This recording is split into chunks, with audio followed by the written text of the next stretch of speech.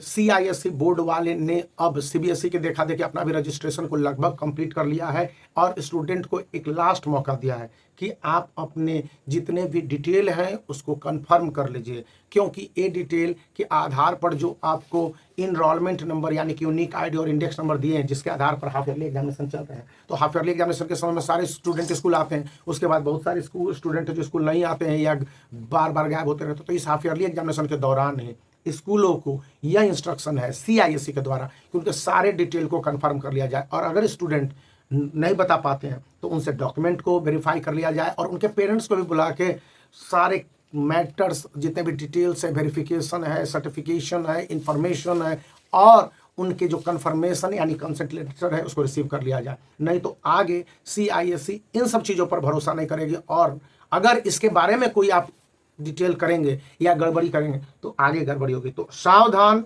इन बातों को ध्यान दीजिए।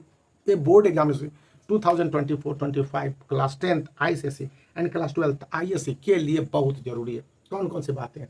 सबसे पहली बात बताई गई है कि स्टूडेंट का रेसिडेंस और उनका जो अभी के समय में टेम्पोररी एड्रेस क्या है कंफर्म कर रहे हैं, क्योंकि अक्सर होता है मान लीजिए कोई स्टूडेंट है वेस्ट बंगाल का और इस समय रह रहा है चेन्नई तमिलनाडु में, तो वो कंफर्म करेगा कि मेरा भी लोकल एड्रेस ये है, मैं वहाँ पर रहूँगा, यानी कि उसको उस तरह से सीआईएससी सुविधा देगी और उसको कई सारे इनरोलमेंट या कैटेगराइजेशन में उसी तरह से प्रायोरिटी दी जाएगी। सेकेंड बात बोली गई है कि उनका जो भी परमानेंट जो एजुकेशन नंबर है देने से पहले एक पीएनई का सिस्टम आया है, उससे पहले स्टूडेंट के एड्रेस वेरिफिकेशन के साथ साथ उनके सारे डिटेल्स देने होंगे कि डेट ऑफ बर्थ क्या है। अगर डेट ऑफ बर्थ में किसी तरह की गड़बड़ी होती है तो इसको बाद में करेक्शन नहीं किया जाएगा, सीआईएससी साफ कर रहा है। इसलिए गवर्नमेंट डॉक्यूमेंट होना चाहिए और स्टूडेंट के वेरिफिकेशन होने चाहिए, स्टूडेंट की ओर से कंसेंट देना चाहिए, उसके पेरेंट का कंसेंट होना चाहिए, नहीं डेट ऑफ बर्थ यही है, केवल यही कंसेंट की बात नहीं है। यहाँ पर बोल रहा है कि स्टूडेंट का नाम और उनके पेरेंट्स का नाम। बहुत सारे स्टूडेंट है पहले लिखते हैं कि एबीसी कुमार और आगे बदल के लिख देंगे एबीसी राज, और इस तरह से कभी लिखते हैं कोई एबीसी वर्मा और उसके बाद चेंज करके लिख देंगे कि एबीसी कुमार। तो ये सारे टाइटल के प्रॉब्लम, सब टाइटल के प्रॉब्लम, या इन मिडिल बहुत सारे जो साउथ इंडिया में स्टूडेंट हैं वो अपने फादर के नेम के बीच में डाल देते हैं और उसके बाद उसको हटाते भी हैं। तो ये सारे जो भी कंफर्मेशन है भैया, आप जो आपके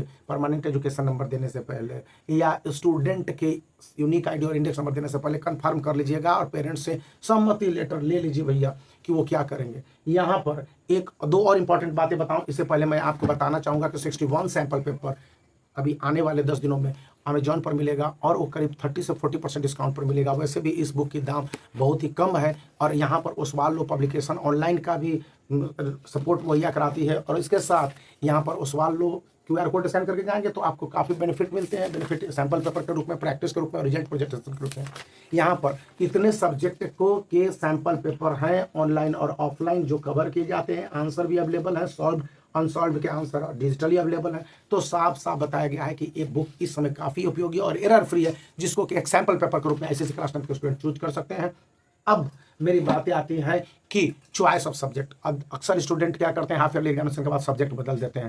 अब स्कूल करता है बार बार ईमेल सीआईएससी को, अब सीआईएससी कहा है कि भाई ये सब गड़बड़ सर्वर चीज़ें हैं, आप बाद में करते हो, अभी कंफर्म कर लो और फाइनल कर दो। इकोनॉमिक्स लेगा, कंप्यूटर एप्लीकेशन लेगा कि वो कॉमर्स लेगा, कॉमर्शियल एप्लीकेशन लेगा, फिर क्लियर कर दो। संस्कृत लेगा, हिंदी लेगा, बांग्ला लेगा कि हिंदी लेगा, या फिजिकल एजुकेशन लेगा, या म्यूजिक लेगा, फाइन आर्ट्स लेगा, इस सारे सब्जेक्ट को लेकर बाद में इसमें गड़बड़ी नहीं होनी। बेस्ट 5 के सब्जेक्ट के कंसिडरेशन सीआईएससी ने साफ साफ कहा है कि वो रखेगा, रहता है और इसमें कोई दिक्कत नहीं है। सब्जेक्ट कोड को जाना होगा और इसके साथ स्टूडेंट अपने कैटेगरीज को क्लियर करेंगे, जो उनका जेंडर होगा और कैटेगरीज होगा, एससी एसटी ओबीसी किस कैटेगरीज में आते हैं और वे किस जेंडर में आते हैं, मेल है, फीमेल है या कॉमन जेंडर है। तो अगर इस तरह के किसी भी एरर होते हैं और आपके सर्टिफिकेट निकलने के बाद आप उसमें करेक्शन करते हैं या बोर्ड एग्जामिनेशन देने के बाद, तो आपको इंटरटेन नहीं किया जाएगा और कहा जा रहा है कि पास करने के बाद भी आपके रिजल्ट नहीं प्रोड्यूस किए जाएंगे। अगर पास कर गए और 2 साल बाद इस तरह का फ्लॉज एरर पता चलते हैं